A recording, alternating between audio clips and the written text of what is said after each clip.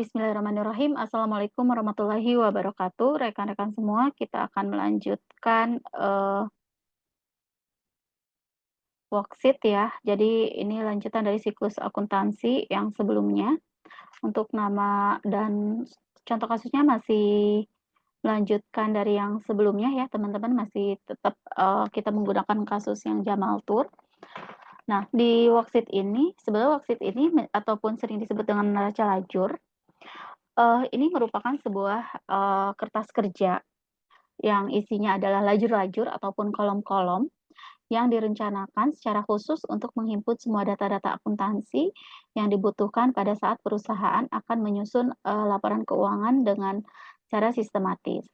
Nah, sistematis di sini tentunya tersusun ya rekan-rekan semua. Sebetulnya di dalam neraca lajur itu sebenarnya worksheet itu sifatnya tidak wajib rekan-rekan, tapi ini sangat ketika kita buat itu sangat membantu khususnya apalagi bagi pemula ya rekan-rekan semua untuk memetakan dari sebelumnya kita transaksi menuju ke laporan keuangan. Nah, worksheet ini sebetulnya dibuat jika memang, di dalam akhir periode tersebut itu ada data yang perlu disesuaikan, sehingga kita memerlukan adanya neraca saldo yang sudah disesuaikan. Nah, di worksheet inilah nanti, kita akan, cari tahu neraca saldo yang sudah disesuaikannya itu berapa, dari neraca saldo yang sudah disesuaikan itu nanti akan lanjut ke laporan keuangan. Neraca saldo yang sudah disesuaikan itu atau sering disebut dengan adjusted trial balance. Nah, rekan-rekan semua, untuk membuat worksheet ini apa aja sih yang kita perlukan, data apa aja yang kita perlukan? Baik, berikut Ibu akan jelaskan. Yang pertama, ini unadjusted trial balance. Unadjusted trial balance ini kita hanya memindahkan dari neraca saldo yang belum disesuaikan, teman-teman. Neraca saldo yang belum disesuaikan itu neraca saldo yang sudah kita buat setelah buku besar ya, rekan-rekan semua, gitu. Nah, Ibu kasih lihat nih datanya, ini. Nah, ini adalah neraca saldo yang belum disesuaikan. Jadi di sini, totalnya adalah 152.900, baik debit dan kredit. Memang kalau, trial balance ini atau neraca saldo ini harus balance ya rekan-rekan semua, kalau tidak balance berarti ada data yang tidak sesuai ataupun salah. Nah, di sini tugas kalian hanya memindahkan saja, tidak boleh merubah, posisi transaksi, debit kreditnya, ataupun nama akunnya, ataupun total transaksinya, itu harus sesuai, harus sama, ya. Jadi tahap selanjutnya kita pindahkan ke worksheet, Ibu ambil contoh ini ya, kayak cash 8.150.000, kita pindahkan ke worksheet, di sebelumnya kan, posisinya ada di debit ya, rekan-rekan semua, ini hasilnya 8.150.000 dan semuanya kalian pindahkan, yang debit di debit, yang kredit di kredit. Totalnya 152.900, ini kita harus cek juga dengan trial balance-nya ya, sama atau enggak. Nah, ternyata sama ya, berarti kalau udah sama, udah sesuai.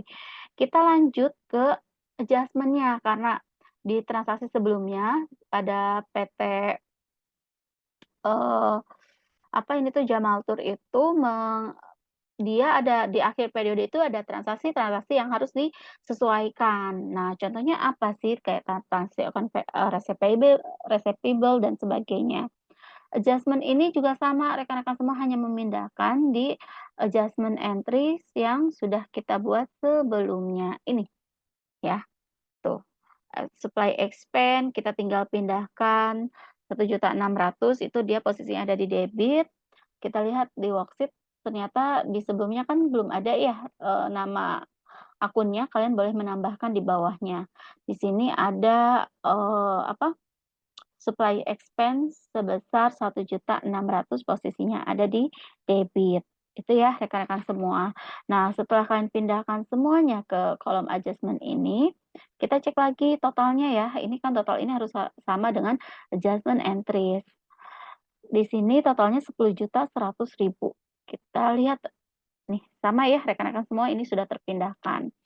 Nah, setelah, kalian memindahkan adjustment, barulah kita akan bisa memperoleh, trial balance yang sudah disesuaikan atau neraca saldo yang sudah disesuaikan, atau disebut juga adjusted trial balance. Nah, di sini rumusnya sebetulnya teman-teman, Kalau misalkan, debit, di neraca saldo yang belum disesuaikan ketemu debit pada adjustment ataupun penyesuaian, maka hasilnya saldonya pun debit.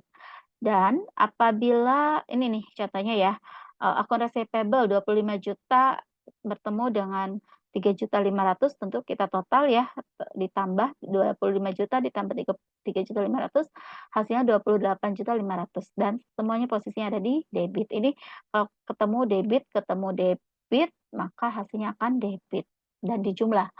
Nah, terus selanjutnya kalau debit ketemu dengan kredit. Nah, ini ada 2 hasil ya, bisa nanti hasilnya saldonya di debit, bisa saldonya di kredit. Yang pertama, saldonya di debit itu apabila debitnya lebih besar dibandingkan dengan kreditnya, jumlahnya tuh. Yang di sini supplies itu debitnya 2.100.000, di kreditnya 1.600.000, maka nanti saldonya, posisinya akan di debit. Selisihnya ya, berapa ya, 2.100.000 dikurangi 1.500.000, 1.600.000 hasilnya 500. Nah, 500 ini sesuai dengan transaksi penyesuaian sebelumnya ya, rekan-rekan semua bisa dilihat nih di sini bahwa nilai, sisa bahan habis pakai terpakai per 31 Desember itu ada 500.000. Ini sesuai ya teman-teman. Nih, di akhir periode saldo sis si, perlengkapan itu ada 500.000 dan seterusnya ya rekan-rekan. Terus tadi, itu kalau debit ketemu kredit dengan hasil debit apabila debitnya lebih besar. Nah selanjutnya kredit ketemu debit, tapi di sini kreditnya lebih besar dibandingkan dengan debit, maka hasilnya akan di kredit. Jadi 5.800.000 ini dikurangi 2 juta hasilnya 4 juta, hasilnya 3.800.000 posisinya ada di kredit. Setelah itu kalian jumlahkan, di sini ketemu 159.400.000. Ini totalnya harus sama ya rekan-rekan semua, kalau tidak sama berarti masih ada transaksi yang belum tepat. Nah, langkah selanjutnya setelah kita ketemu neraca saldo yang sudah disesuaikan, jadi teman-teman untuk masuk ke laporan keuangan, kita itu butuh neraca saldo yang sudah sesuai. Nah, setelah ketemu atau sering disebut dengan adjusted trial balance. Nah, setelah ketemu, maka kita akan pindahkan ke laporan keuangan. Di sini statement of profit or loss ataupun laporan laba rugi dan statement of financial position atau laporan posisi keuangan. Nah, di laporan laba rugi itu kan laba hasilnya bisa laba atau rugi. Nah, laba atau rugi itu diperoleh dari pendapatan sama beban ya, rekan-rekan semua. Jadi, kalau pendapatannya lebih besar dibandingkan dengan beban, maka hasilnya tentu akan laba ya, profit dan sebaliknya. Nah, kita lihat di sini, kita kelompokkan, tadi kan cuma ada pendapatan dan beban. Jadi kalian tandain ini yang sudah, Ibu tandain warna hijau itu adalah yang termasuk ke dalam laporan laba rugi. Ini ada fees earned itu adalah pendapatan dan expense itu semua expense kita pindahkan ke beban. Ya, expense itu kan beban rekan-rekan semua, kita pindahkan juga ke laporan laba rugi. Sehingga setelah semuanya masuk, kita total, kita lihat lebih besar mana antara beban dan pendapatan. Kalian bisa lihat lah ya di sini lebih besar, pendapatan dibandingkan dengan si beban. Ya, ini angkanya kita pindahkan dari sini teman-teman semua. Ya, ini 84 juta, di sini pun kalau di sini kredit, di sini juga kredit. Hasilnya seperti itu, selanjutnya ke statement of financial position atau laporan posisi keuangan. Ini, sebentar ya. Nah ini rekan-rekan semua di sini, ini menjelaskan, terkait dengan aktiva sama dengan pasiva. Aktiva itu seperti yang sudah Ibu jelaskan sebelumnya, bahwa aktiva itu adalah, isinya ada aset lancar dan aset tidak lancar atau aset tetap ya. Aset lancar itu contohnya seperti ini nih, akun receivable, sampai dengan nih ya, akun receivable, terus kas juga ya, kas akun receivable nih teman-teman. Terus itu kita pindahkan, ini semua tandain dulu ya. Jadi Ini yang termasuk ke dalam laporan posisi keuangan. Nah, setelah kalian dapat, terus kalian pindahkan, nanti akan ketemu hasilnya seperti ini ya, 82.100.000, ini juga 75, nah selisihnya itu tadi, nanti ada profit.